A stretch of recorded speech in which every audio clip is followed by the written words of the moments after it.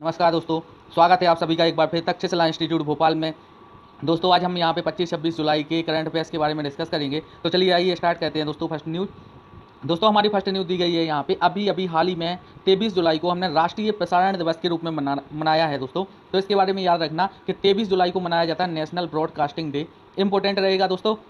और जो कि 1927 में मुंबई रेलवे स्टेशन से एक निजी कंपनी ने ब्रॉडकास्टिंग कंपनी थी जो कि ने बॉम्बे स्टेशन से देश के पहले रेडियो प्रसारण की शुरुआत की थी। तो दोस्तों देश के पहले रेडियो प्रसारण की शुरुआत कब से हुई थी? तो 1927 से हुई थी, इसे याद रखना। और नेशनल ब्रॉडकास्टिंग डे कब मनाया जाता है? तो 23 जुलाई को मनाया जाता है, इसे भी याद रखना। चलिए हम नेक्स्ट क्वेश्चन देखते हैं दोस्तों। यहाँ पे नेक्स्ट क्वेश्चन दिया गया है Nicaragua ISA international solar alliance समझौते पर हस्ताक्षर करने वाला 87वां देश बन गया है। तो इसके बारे में भी याद रखना कौन सा देश है दोस्तों जो 87वां देश बन गया है इंटरनेशनल सोलर अलायंस समझौते पर हस्ताक्षर करने वाला। तो दोस्तों निकारागुआ ने अभी हाल ही में सोलर अलायंस में समझौते पर हस्ताक्षर कर लिए हैं दोस्तों। तो इसके बारे में याद रखना। अब टोटल इसमें कितने देश हो गए हैं? तो 87 देश हो गए हैं। हम इसके बारे में देख लेते हैं। मध्य अमेरिकी देश निकारागुआ गणराज्य अंतर्राष्ट्रीय गठबंधन इंटरनेशनल सोलर अलायंस फ्रेमवर्क समझौते पर हस्ताक्षर करने वाला 87वां देश बन गया है। तो इसके बारे में याद रखना। हम यहाँ पे देखते हैं दोस्तों, अंतर्राष्ट्रीय सौर संगठन ISA अंतर्राष्ट्रीय सौर संगठन का आगाज कब हुआ था? तो दोस्तों इसकी स्थापना नवंबर 2015 में हुई थी, जो कि पेरिस में हुई संयुक्त राष्ट्र की जलवायु परिवर्तन सम्मेलन में प्रधानमंत्री मोदी और फ्रांस के पूर्व राष्ट्रपति हॉलैंड द्वारा संयुक्त रूप से की गई थी। तो याद रखना कब हुई थी इसकी स्थापना? तो नवंबर 2015 में हुई थी दोस्तों। किन किन ने? तो फ्रांस के राष्ट्रपति हॉलैंड और प्रधानमंत्री मोदी ने इसकी शुरुआत की थी। तो इसके बारे में याद रखना दोस्तों। हम यहाँ पे देखते हैं अंतर्राष्ट्रीय सौर संगठन का जो मुख्यालय है वो गुरुग्राम हरियाणा में है। तो दोस्तों इसे याद रखना, इंडिया में ही है, गुरुग्राम हरियाणा में। तो यहाँ पे देखते हैं निकारागुआ की राजधानी क्या है? तो मैनागुआ है। तो इसे भी याद रखना, निकारागुआ की राजधानी मैनागुआ है। और निकारागुआ की मुद्रा क्या है? तो कोर्डोबा है। तो इसे भी याद रखना, कोर्डोबा यहाँ की मुद्रा है। और यहाँ के राष्ट्रपति जो हैं वो डेनियल ओर्टेगा अभी वर्तमान में यहाँ के राष्ट्रपति हैं। इनके बारे में भी याद रखना। चलिए हम नेक्स्ट क्वेश्चन देखते हैं दोस्तों। यहाँ पे नेक्स्ट क्वेश्चन दिया गया है दोस्तों, सोनू सूद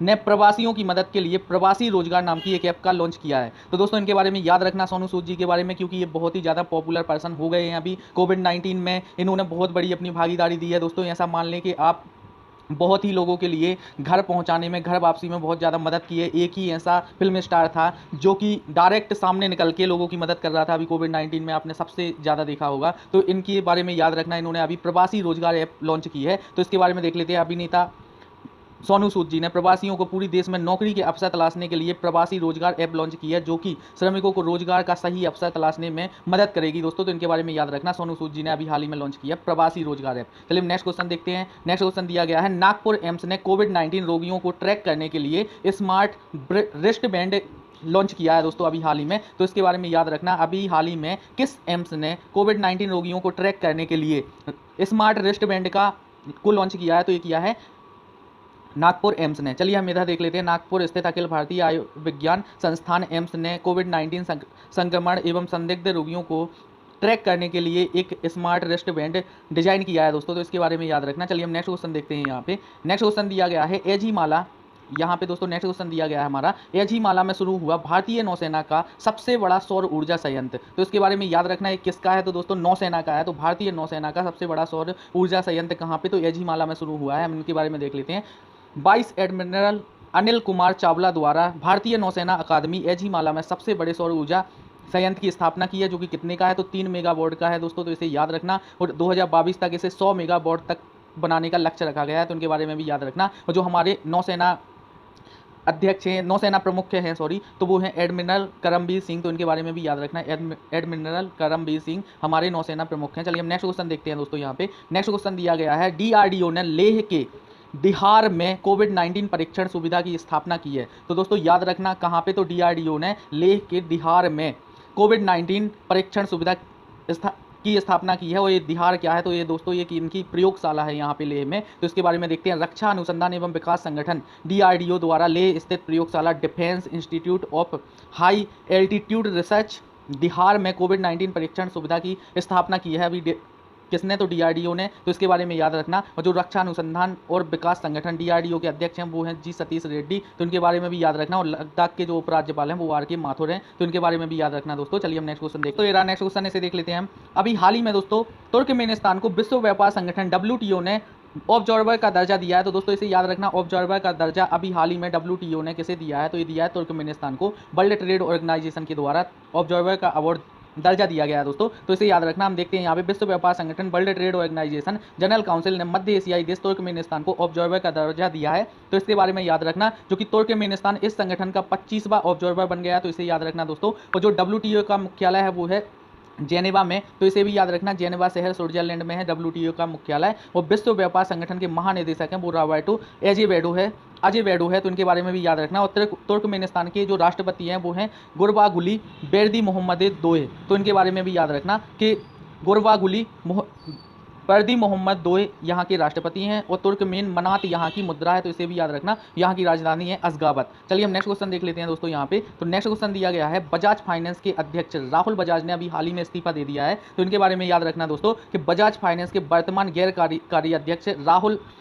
बजाज ने 31 जुलाई 2020 को अपने पद से हटने का निर्णय लिया है। तो दोस्तों याद रखना कि 31 जुलाई को अपना पद छोड़ देंगे और इनकी जगह इनके बेटे संजीव बजाज लेंगे। तो इनके बारे में याद रखना कि बजाज फाइनेंस के अध्यक्ष राहुल बजाज ने अपना इस्तीफा दे दिया है और इनकी जगह पर इनके बेटे संजीव बजाज जी इनकी जगह लेंगे। तो इनके बारे में याद रखना। और बजाज फाइनेंस का मुख्यालय जो है वो पुणे महाराष्ट्र में है और इसकी स्थापना 2007 में हुई थी। तो इसके बारे में याद रखना। चलिए हम नेक्स्ट क्वेश्चन देख लेते हैं। ये दोस्तों ये रहा हमारा नेक्स्ट क्वेश्चन, इसे देख लेते हैं। अभी हाल ही में एयरटेल पेमेंट बैंक ने ग्रामीण युवाओं को प्रशिक्षित करने के लिए NSDC national skilled development corporation के साथ साझेदारी की है। तो दोस्तों याद रखना, नेशनल स्किल्ड डेवलपमेंट कॉर्पोरेशन के साथ ग्रामीण युवाओं को शिक्षित करने के लिए किसने साझेदारी की है, तो एयरटेल पेमेंट बैंक ने। तो हम इनके बारे में समझ लेते हैं। एयरटेल पेमेंट बैंक लिमिटेड ने नेशनल स्किल्ड डेवलपमेंट कॉर्पोरेशन से ग्रामीण क्षेत्रों में युवाओं को वित्तीय सेवाओं के प्रशिक्षण देने के लिए साझेदारी की है दोस्तों। और साथ ही साथ रोजगार तलाशने और उद्यमी बनने के लिए भी सहयोग के बारे में एक समझौता किया है। तो इसके बारे में याद रखना दोस्तों। हम यहाँ पे देखते हैं एयरटेल पेमेंट बैंक के प्रबंध निदेशक एवं मुख्य कार्यकारी अधिकारी कौन है, तो अनुव्रत विश्वास है, इनके बारे में याद रखना। और राष्ट्रीय कौशल विकास निगम के MD और CEO कौन है, तो मनीष कुमार जी हैं, इनके बारे में भी याद रखना NSDC के। चलिए हम नेक्स्ट क्वेश्चन देखते हैं। यहाँ पे नेक्स्ट क्वेश्चन दिया गया है दोस्तों, अभी हाल ही में बैंक ऑफ बड़ौदा ने Insta click saving account launch किया है। तो इसके बारे में याद रखना दोस्तों, इंस्टा क्लिक सेविंग अकाउंट किसने लॉन्च किया है अभी हाल ही में, तो ये किया है बैंक ऑफ बड़ौदा ने। तो इसके बारे में देखते हैं। भारत के सार्वजनिक क्षेत्र के तीसरे सबसे बड़े बैंक ऑफ बड़ौदा ने इंस्टा क्लिक सेविंग अकाउंट सेवा शुरू की है दोस्तों, जो कि पूरी तरह से पेपरलेस डिजिटल ऑनलाइन बचत खाता है। तो इसके बारे में याद रखना कि इंस्टा क्लिक सेविंग अकाउंट है क्या, तो पूर्ण रूप से पेपरलेस ऑनलाइन बचत खाता है। तो इसे याद रखना दोस्तों, किसने शुरुआत की है इसकी, तो बैंक ऑफ बड़ौदा ने। और बैंक ऑफ बड़ौदा का जो मुख्यालय है वो है बड़ौदा गुजरात में। तो इसे भी याद रखना। उसकी MD CEO है संजीव चड्डा जी, इसके बारे में भी याद रखना। और इसकी टैगलाइन है दोस्तों, इंडियाज इंटरनेशनल बैंक, इंडिया का इंटरनेशनल बैंक इसकी टैगलाइन है। चलिए हम नेक्स्ट क्वेश्चन देखते हैं यहाँ। तो ये रहा नेक्स्ट क्वेश्चन, इसे देख लेते हैं। अभी हाल ही में चीन ने मंगल के लिए लॉन्च किया अपना पहला स्वतंत्र मिशन टियानबेन। तो इसके बारे में याद रखना दोस्तों, कौन सा मिशन है, तो टियानबेन लॉन्च किया है किसने, मंगल मिशन है ये, एक तो चीन ने किया है। ये इनका प्रथम स्वतंत्र मिशन है दोस्तों, जिसमें किसी भी देश की भागीदारी नहीं है। इसके बारे में याद रखना, नाम क्या है इसका, तो टियानबेन इसका नाम है। यहाँ पे देखते हैं, चीन ने गुरुवार को स्वतंत्र रूप से अपने मंगल मिशन टियानबेन का सफलतापूर्वक लॉन्च कर दिया है। और दक्षिणी चीन के हेनान स्थित बेसांग स्पेस लॉन्च सेंटर से चीन ने यह स्पेस लॉन्च किया है। तो इसे याद रखना, कौन सा है, तो बेसांग स्पेस लॉन्च सेंटर से इन्होंने इस मिशन को लॉन्च किया है। तो इसके बारे में याद रखना क्या है, टियानबेन। और दोस्तों जो चीन की राजधानी है वो क्या है, तो बीजिंग है यहाँ की राजधानी। तो इसके बारे में याद रखना। चलिए नेक्स्ट क्वेश्चन देखते हैं। चलिए दोस्तों ये नेक्स्ट क्वेश्चन, इसे देख लेते हैं। अभी हाल ही में आलोक मिश्रा जी MFIN के नए CEO एवं निदेशक नियुक्त किए गए हैं। MFIN micro finance institute network के नए CEO कौन बने हैं, तो आलोक मिश्रा, इनके बारे में याद रखना। यहाँ पे देखते हैं, माइक्रो फाइनेंस इंस्टीट्यूट नेटवर्क ने आलोक मिश्रा जी को अपने नए मुख्य कार्यकारी अधिकारी एवं प्रबंध निदेशक के रूप में नियुक्त किया है दोस्तों। तो इनके बारे में याद रखना। चलिए नेक्स्ट क्वेश्चन देखते हैं यहाँ। चलिए दोस्तों ये नेक्स्ट क्वेश्चन, इसे देखते हैं। अभी हाल ही में ब्रिक्स देशों के व्यापार मंत्रियों की 10वीं बैठक का आभासी मोड संपन्न हुआ है। तो इसके बारे में याद रखना दोस्तों, हाल ही में ब्रिक्स देशों के व्यापार मंत्रियों की 10वीं बैठक हुई है, जो कि आभासी मोड में हुई है। तो दोस्तों इसके बारे में याद रखना। भारत की ओर से इसमें किसने भाग लिया, तो वाणिज्य एवं उद्योग मंत्री पीयूष गोयल जी भारत की तरफ से इसमें शामिल हुए थे। हम यहाँ पे देखते हैं दोस्तों, वाणिज्य एवं उद्योग मंत्री पीयूष गोयल ने बैठक को संबोधित करते हुए सभी देशों से अपने व्यापार में पारदर्शिता बढ़ाने के लिए प्रमुख व्यापार भागीदारी के रूप में अपनी भूमिका को बनाए रखने की बात कही है दोस्तों। तो इसके बारे में याद रखना। ब्रिक्स देशों में कितने देश हैं, तो पहला ब्राज़ील, रूस, भारत, चीन और दक्षिण अफ्रीका, यह 5 देशों का संगठन है, जिसे किस नाम से, तो ब्रिक्स देशों के नाम के संगठन के नाम से जाना जाता है। चलिए हम नेक्स्ट क्वेश्चन देखते हैं दोस्तों।